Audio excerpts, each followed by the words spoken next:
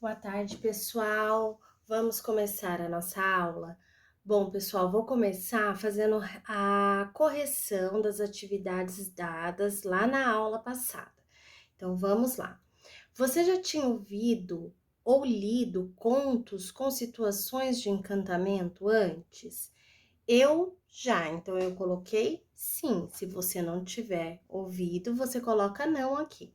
Número 2. Quem são as personagens da parte 1 dessa história? Então vamos lá. São o pai, a filha e os 7 filhos. Copie o trecho que descreve como era a menina logo que ela nasceu.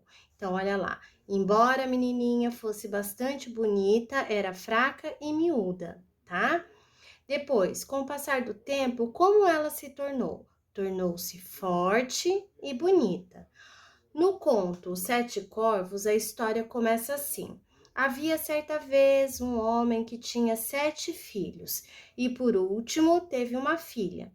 Não é possível saber a data exata em que a história acontece. Se fosse possível, faria alguma diferença para o sentido do que foi contado? Se sim ou não, por quê? Não, porque o texto não precisa de uma data exata, tá bom? Depois no B. Veja a seguir algumas possibilidades de se iniciar uma história.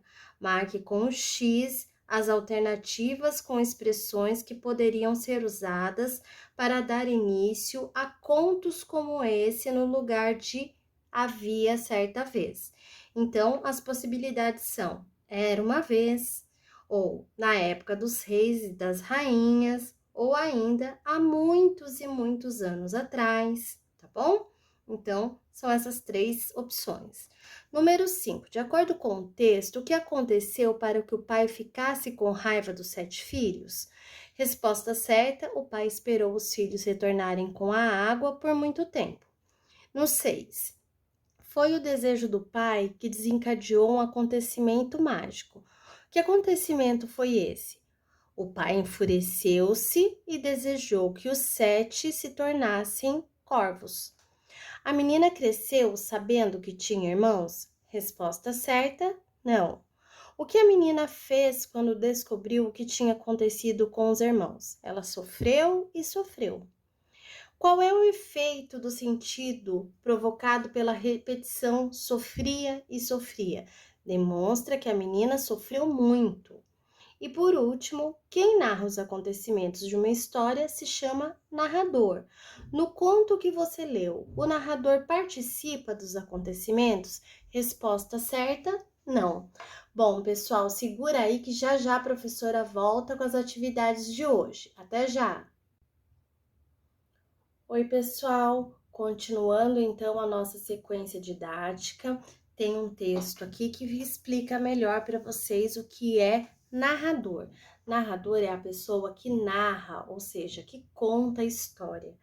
Nós temos 2 tipos de narrador. O narrador que é narrador personagem, ou seja, ele faz parte da história, ou o narrador observador, que é aquela pessoa que só conta a história, mas não participa dela. Bom, sabendo disso, vamos fazer as atividades 11, 12 e 13 hoje, tá bom? Então vamos lá. Nos trechos a seguir, vocês vão sublinhar o que for fala do narrador e vão circular o que for fala ou pensamento de algum dos personagens. Então aqui, havia certa vez um homem que tinha 7 filhos e por último teve uma filha. Gente, lembrando que sublinhar é passar um traço embaixo, tá bom?